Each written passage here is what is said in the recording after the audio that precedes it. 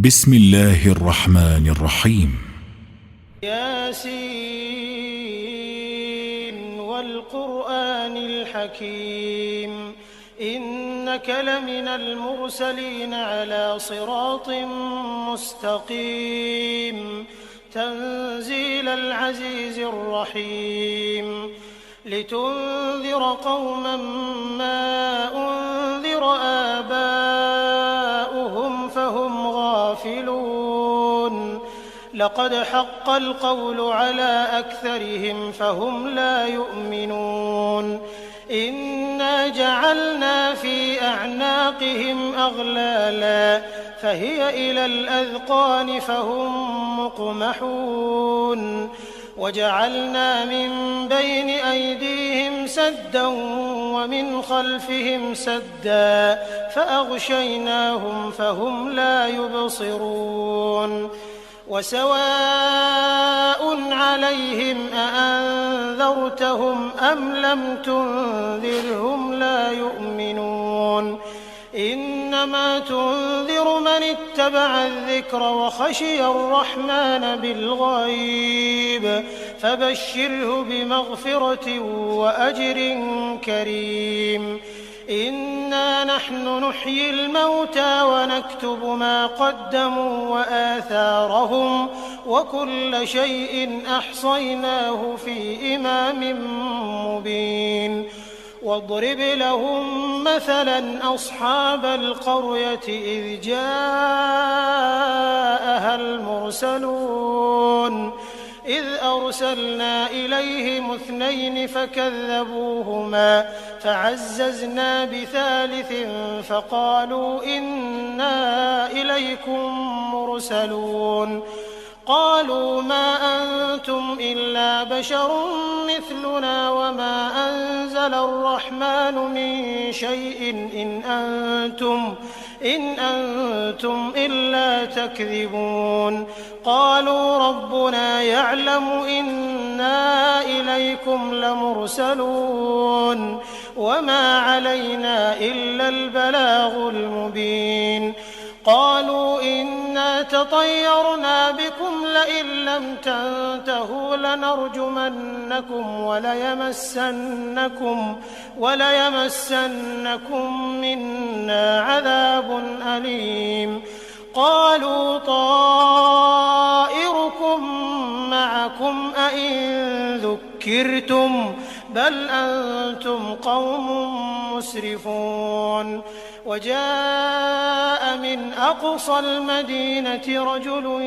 يسعى قال يا قوم اتبعوا المرسلين اتبعوا من لا يسألكم أجرا وهم مهتدون وما لي لا أعبد الذي فطرني وإليه ترجعون أأتخذ من دونه آلهة إن يردني الرحمن بضر لا تغن عني شفاعتهم شيئا ولا ينقذون إني إذا لفي ضلال مبين إني آمنت بربكم فاسمعون قيل ادخل الجنة قال يا ليت قومي يعلمون بما غفر لي ربي وجعلني من المكرمين وما أنزلنا على قومه من بعده من جند من السماء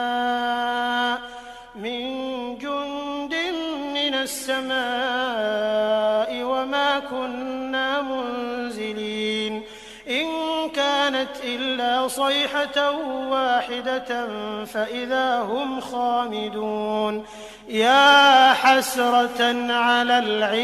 العباد ما يأتيهم من رسول إلا كانوا به يستهزئون ألم يروا كم أهلكنا قبلهم من القرون أنهم إليهم لا يرجعون وإن كل لما جميع لدينا محضرون وآية لهم الأرض الميتة أحييناها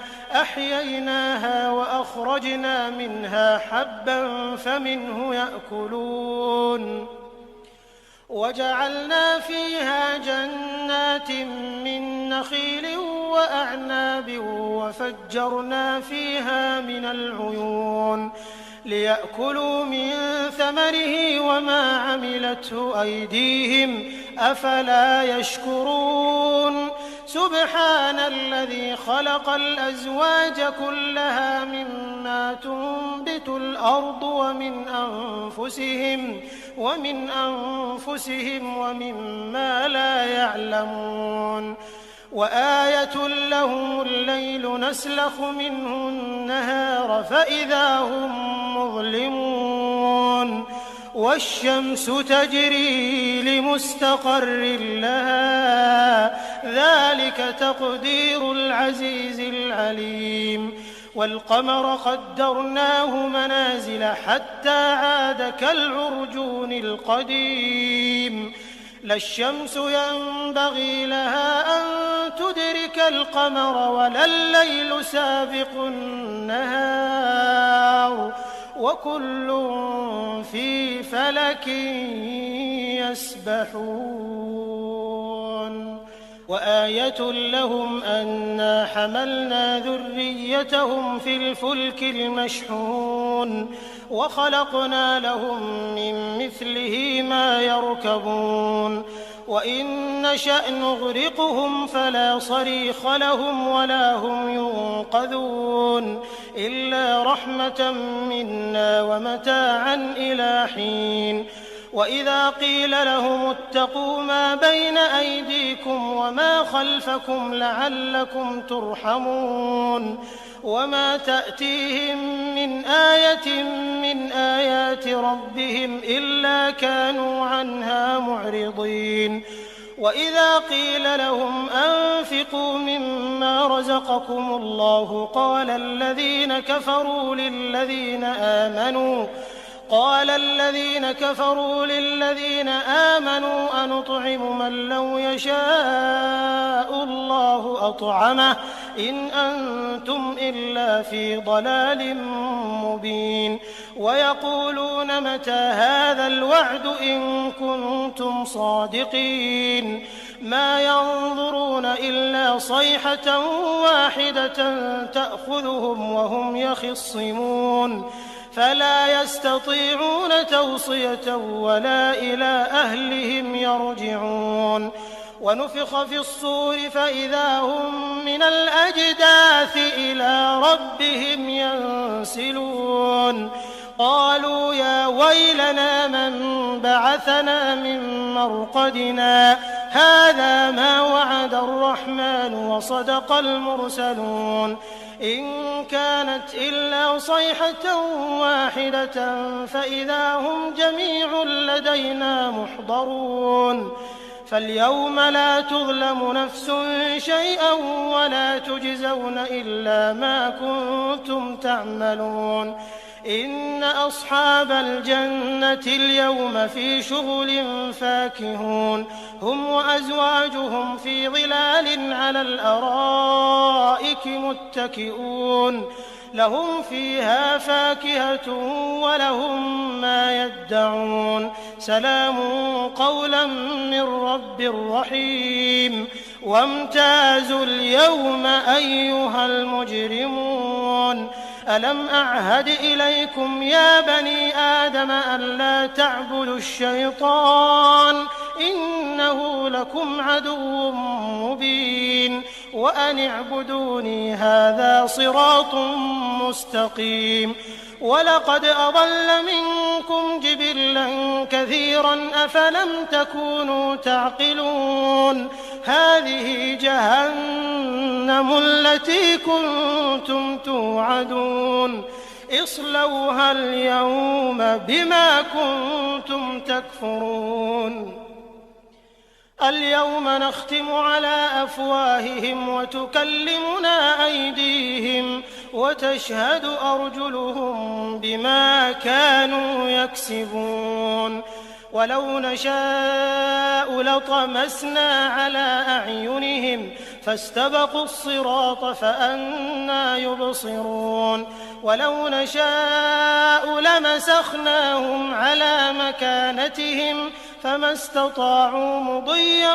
ولا يرجعون ومن نعمره ننكسه في الخلق أفلا يعقلون وما علمناه الشعر وما ينبغي له إن هو إلا ذكر وقرآن مبين لينذر من كان حيا ويحق القول على الكافرين أولم يروا أنا خلقنا لهم مما عملت أيدينا أنعاما فهم لها مالكون وذللناها لهم فمنها ركوبهم ومنها يأكلون ولهم فيها منافع ومشارب أفلا يشكرون واتخذوا من دون الله آلهة لعلهم ينصرون لا يستطيعون نصرهم وهم لهم جند محضرون فلا يحزنك قولهم إنا نعلم ما يسرون وما يعلنون أولم ير الإنسان أنا خلقناه من نطفة فإذا هو خصيم مبين وضرب لنا مثلا ونسي خلقه قال من يحيي العظام وهي رميم قل يحييها الذي أنشأها أول مرة وهو بكل خلق عليم الذي جعل لكم من الشجر الأخضر نارا فإذا أنتم منه توقدون أوليس الذي خلق السماوات والأرض بقادر على أن يخلق مثلهم بلى وهو الخلاق العليم إنما أمره إذا أراد شيئا أن يقول له كن فيكون فسبحان الذي بيده ملكوت كل شيء وإليه ترجعون بسم الله الرحمن الرحيم الرحمن علم القرآن خلق الإنسان علمه البيان الشمس والقمر بحسبان والنجم والشجر يسجدان والسماء رفعها ووضع الميزان ألا تطغوا في الميزان وأقيموا الوزن بالقسط ولا تخسروا الميزان والأرض وضعها للأنام فيها فاكهة والنخل ذات الأكمام والحب ذو العصف والريحان فبأي آلاء ربكما تكذبان خلق الإنسان من صلصال كالفخار وخلق الجان من مارج من نار فبأي آلاء ربكما تكذبان رب المشرقين ورب المغربين فبأي آلاء ربكما تكذبان مرج البحرين يلتقيان بينهما برزخ لا يبغيان فبأي آلاء ربكما تكذبان يخرج منهما اللؤلؤ والمرجان فبأي آلاء ربكما تكذبان وله الجوار المنشآت في البحر كالأعلام فبأي آلاء ربكما تكذبان كل من عليها فان ويبقى وجه ربك ذو الجلال والإكرام والإكرام فبأي آلاء ربكما تكذبان يسأله من في السماوات والأرض كل يوم هو في شأن فبأي آلاء ربكما تكذبان سنفرغ لكم أيها الثقلان فبأي آلاء ربكما تكذبان يا معشر الجن والإنس إن استطعتم أن تنفذوا من أقطار السماوات والأرض فانفذوا لا تنفذون إلا بسلطان فبأي آلاء ربكما تكذبان يرسل عليكما شواظ من نار ونحاس فلا تنتصران فبأي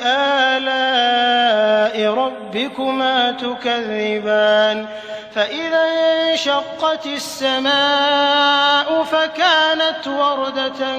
كالدهان فبأي آلاء ربكما تكذبان فيومئذ لا يسأل عن ذنبه إنس ولا جان فبأي آلاء ربكما تكذبان يعرف المجرمون بسيماهم فيؤخذ بالنواصي والأقدام فبأي آلاء ربكما تكذبان هذه جهنم التي يكذب بها المجرمون يطوفون بينها وبين حميم آن فبأي آلاء ربكما تكذبان ولمن خاف مقام ربه جنتان فبأي آلاء ربكما تكذبان ذواتا أفنان فبأي آلاء ربكما تكذبان فيهما عينان تجريان فبأي آلاء ربكما تكذبان فيهما من كل فاكهة زوجان فبأي آلاء ربكما تكذبان متكئين على فرش بطائنها من استبرق وجنى الجنتين دان فبأي آلاء ربكما تكذبان فيهن قاصرات الطرف لم يطمثهن إنس قبلهم ولا جان فبأي آلاء ربكما تكذبان كأنهن الياقوت والمرجان فبأي آلاء ربكما تكذبان هل جزاء الإحسان إلا الإحسان فبأي آلاء ربكما تكذبان ومن دونهما جنتان فبأي آلاء ربكما تكذبان مدهامتان فبأي آلاء ربكما تكذبان فيهما عينان نضاختان فبأي آلاء ربكما ربكما تكذبان فيهما فاكهة ونخل ورمان فبأي آلاء ربكما تكذبان فيهن خيرات حسان فبأي آلاء ربكما تكذبان حور مقصورات في الخيام فبأي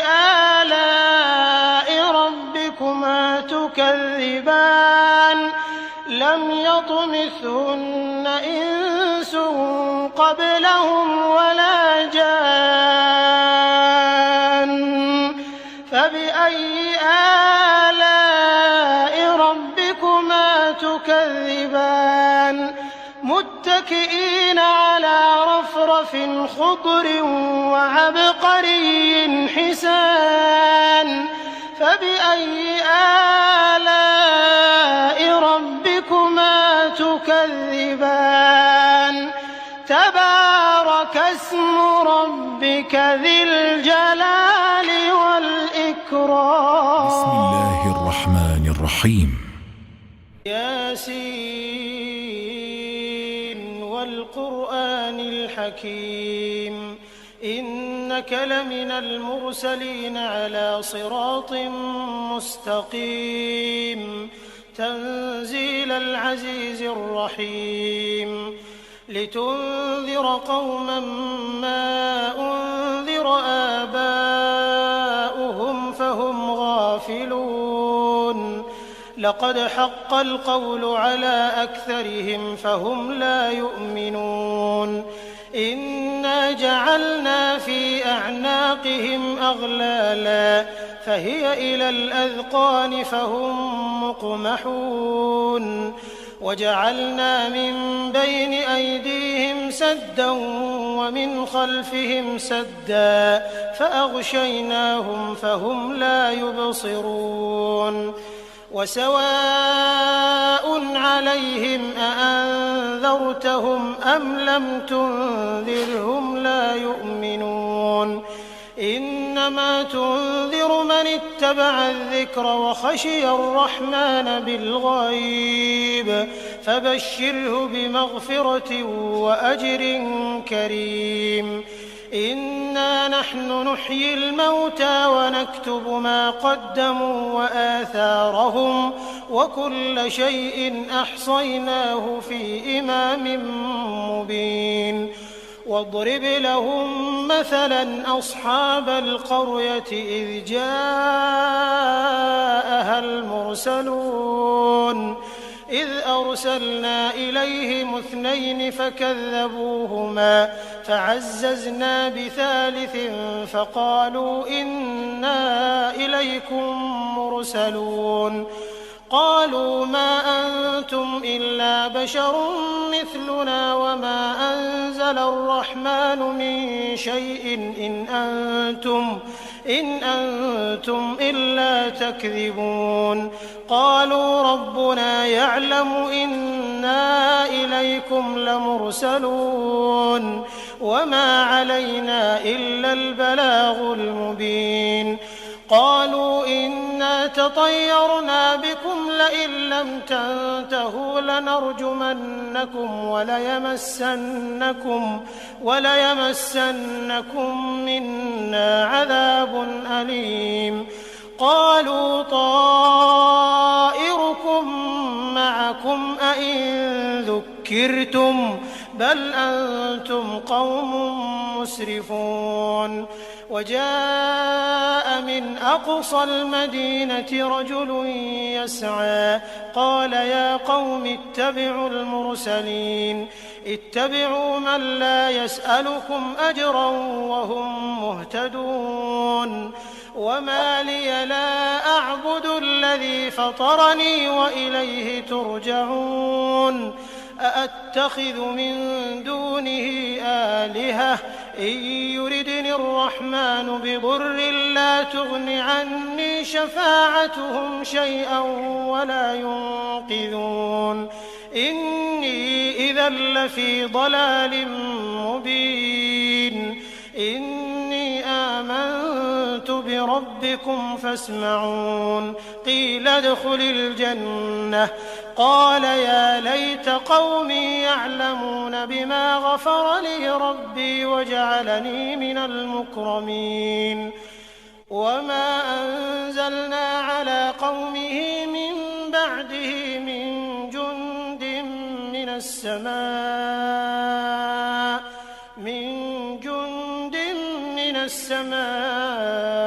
وما كنا منزلين إن كانت إلا صيحة واحدة فإذا هم خامدون يا حسرة على العباد ما يأتيهم من رسول إلا كانوا به يستهزئون ألم يروا كم أهلكنا قبلهم من القرون أنهم إليهم لا يرجعون وإن كل لما جميع لدينا محضرون وآية لهم الأرض الميتة أحييناها وأخرجنا منها حبا فمنه يأكلون وجعلنا فيها جنات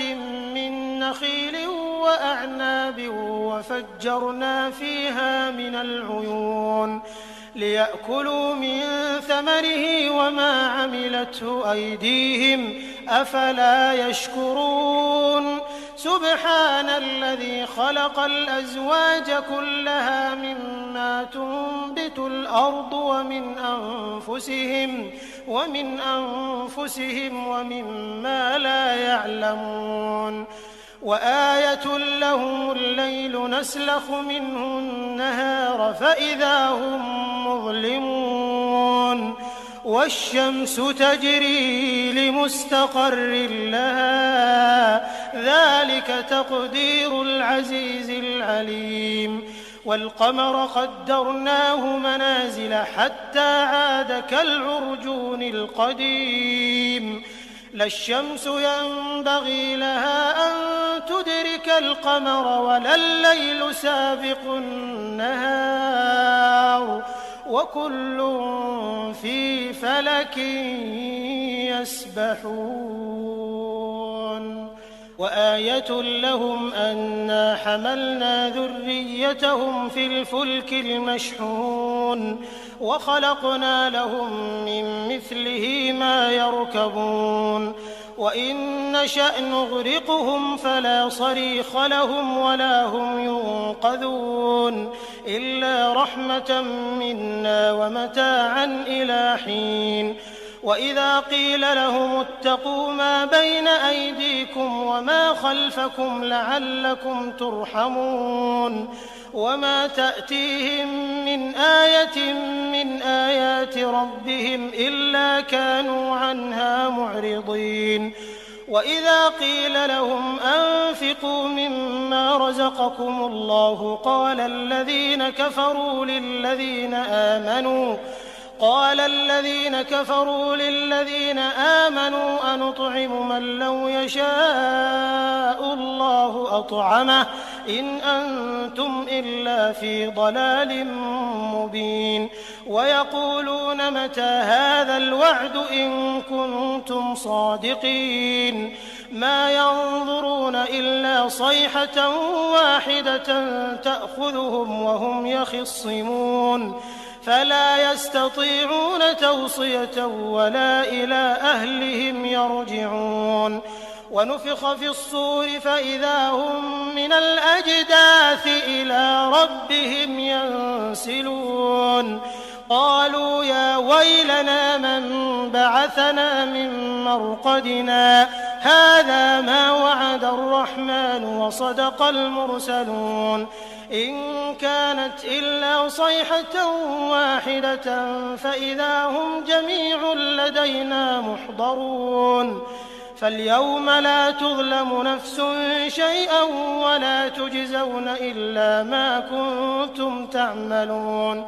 إن أصحاب الجنة اليوم في شغل فاكهون هم وأزواجهم في ظلال على الأرائك متكئون لهم فيها فاكهة ولهم ما يدعون سلام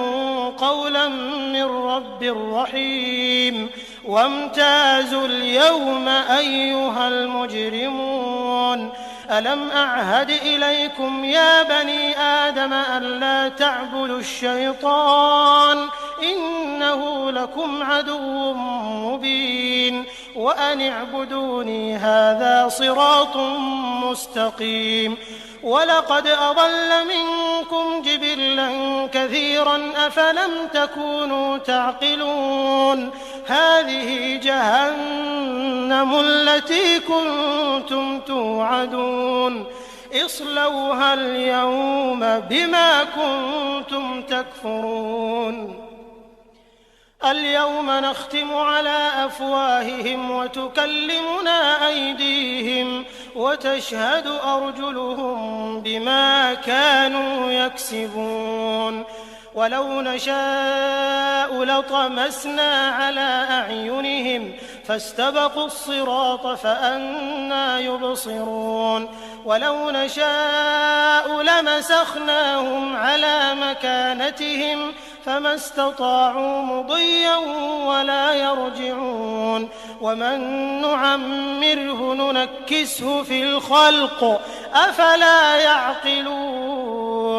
وما علمناه الشعر وما ينبغي له إن هو إلا ذكر وقرآن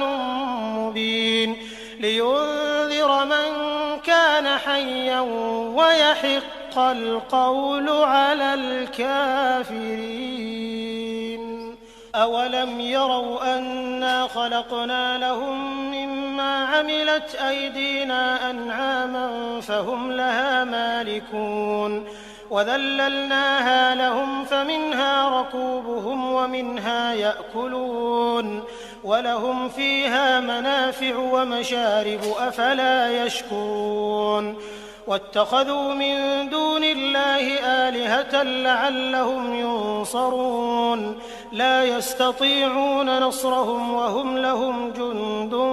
محضرون فلا يحزنك قولهم إنا نعلم ما يسرون وما يعلنون أولم ير الإنسان أنا خلقناه من نطفة فإذا هو خصيم